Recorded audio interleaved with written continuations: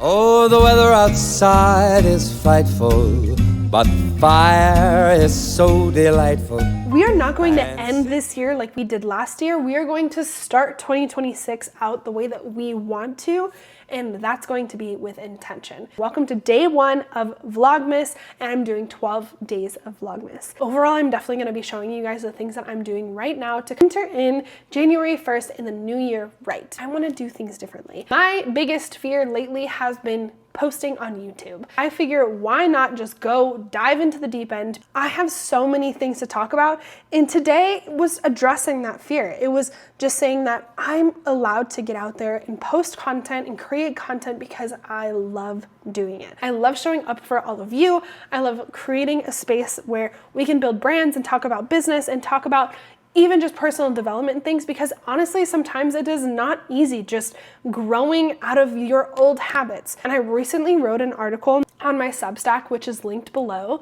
and it talks about how sometimes reinventing yourself means quietly disappointing people, because it does. It means that some people get disappointed in the fact that you're not who you used to be, and you kind of have to move on. There's a lot of elements that come up at the end of the year. Sometimes it's decluttering, it's changing, it's growing, it's just absorbing the time with your family, but it's also taking the time to reflect, plan, strategize. I'm taking the approach from a business standpoint, but then also personal development. Like I said, we are not going to end this year like we did last year and say that, oh, we'll just start things on the first of the year.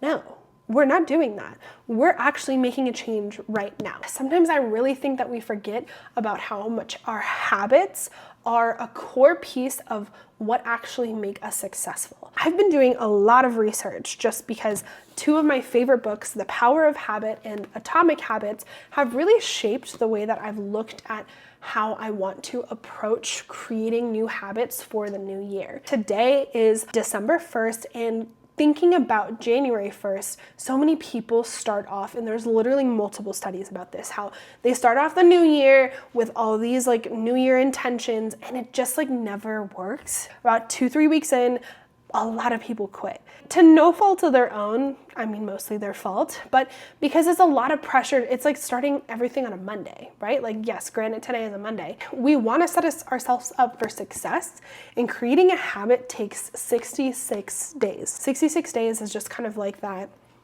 sweet spot.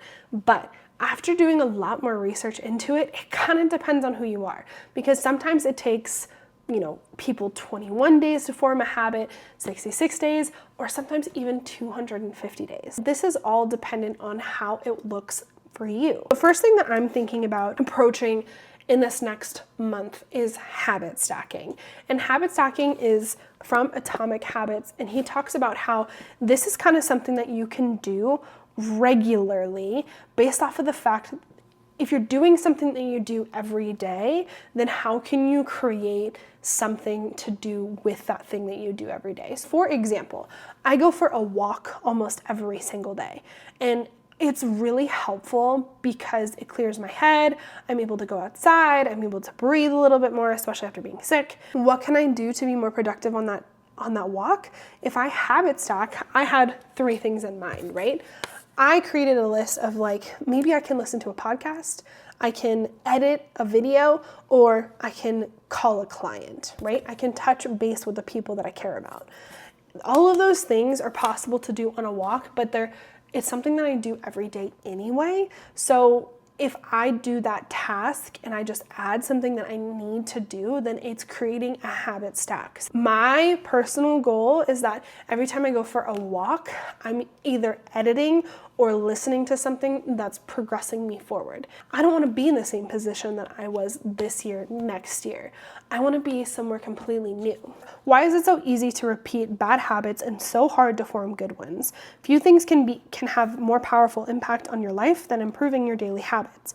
And yet it is likely this time you'll be doing the same thing rather than doing something different. If it feels difficult to keep good habits for more than a few days, even with sincere effort and the occasional burst of motivation, habits like exercise, meditation, journaling, cooking are reasonable for a day or 2 and then become a hassle. Once your habits are established, they seem to stick around forever, especially the unwanted ones. Despite our intentions, Unhealthy habits like eating junk food, watching too much television, procrastinating, and smoking can feel impossible. But changing our habits is challenging for two reasons. We try to change the wrong thing, and we try to change our habits in the wrong way. And that's on page 29 in chapter 2 as the chapter 2 entry to Atomic Habits by James Clear. None of that is my own writing. This is all from him directly.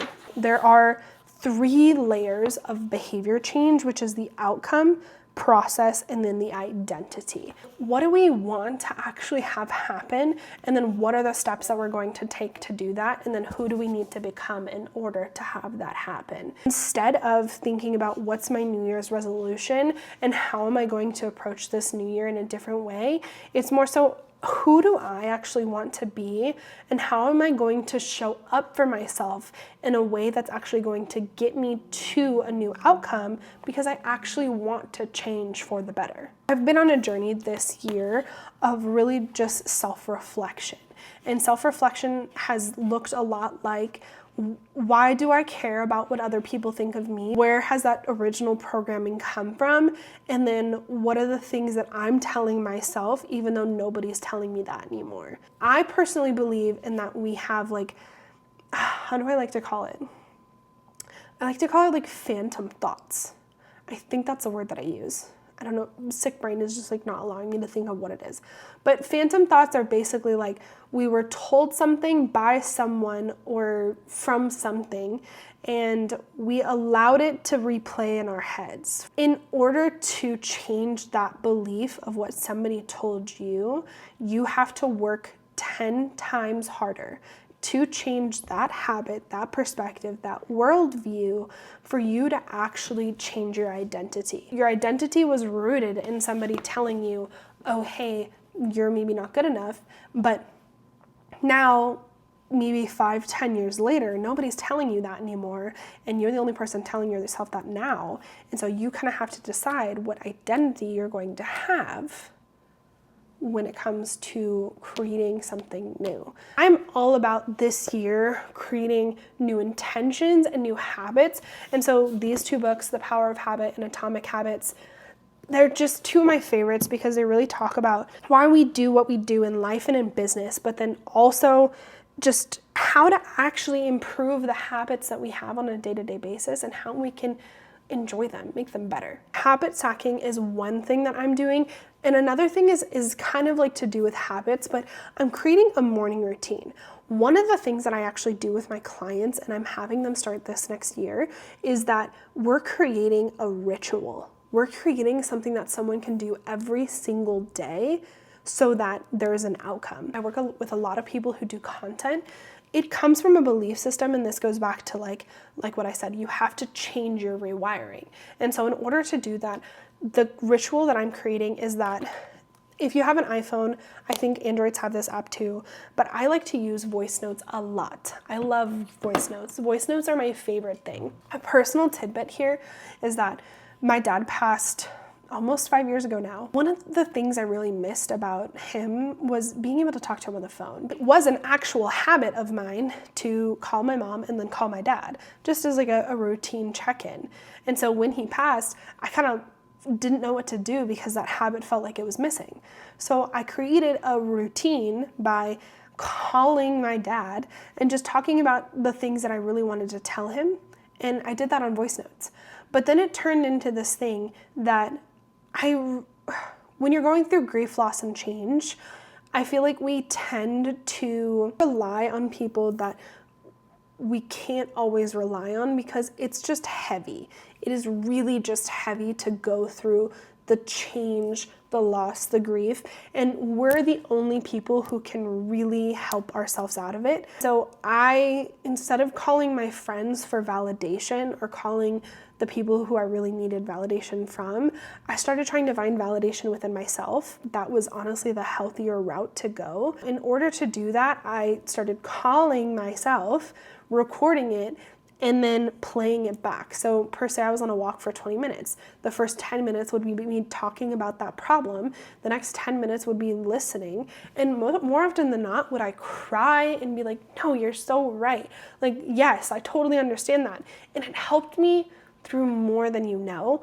But why that helped me is because it changed my belief about who I was to myself, because I knew once I did that, that I was someone that I could trust, that I could rely on myself, that I believed in myself and my word. That's something that I think that we all need to do. So I'm creating a new recording where I talk to myself positively, especially about creating abundance, because abundance is infinite. It's like walking to an ocean with a cup and instead you fill it with a bucket. Whatever you do, there's an infinite amount that comes back to you. There's no limited supply. If we think about abundance that way, it's like never ending. It's always flowing. Sometimes I let my own thoughts and my own stress get in the way of things. I've had like a hard time with just like money mentality and really addressing that. And so I'm creating a recording of myself talking positively about money so that I can retrain my thoughts about it, especially with talking to myself positively about like, I love myself, I love my body,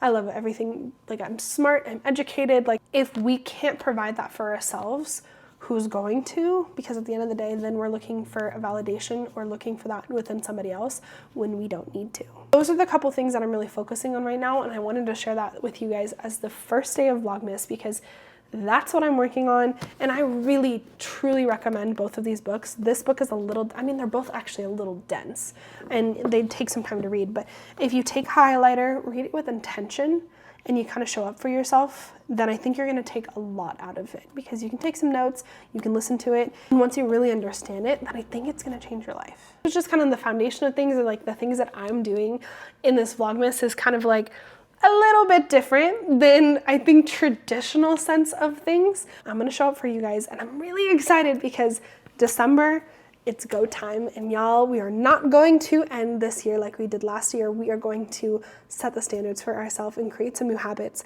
and go into 2026 with fresh new eyes. This year was a 9 year. We were in the year of the snake, and this was meant to close out things. 9 is an ending, and next year is a 1 year, and that means that going into this, it's all about freedom and awakening and a new chance. And so we had to close out a lot of chapters this year. I had to close out a lot of chapters in order to be successful. So next year is not going to be something completely different. Let's think about how you can form some new habits, show up for yourself, and what you're going to be intentional about going into this new year. Please follow along for the 12 days of Vlogmas and ask me any questions you have. I'm super here for you as I'm going through this journey, and I hope that you are too. And since we've no place to go, let it snow, let it snow, let it snow.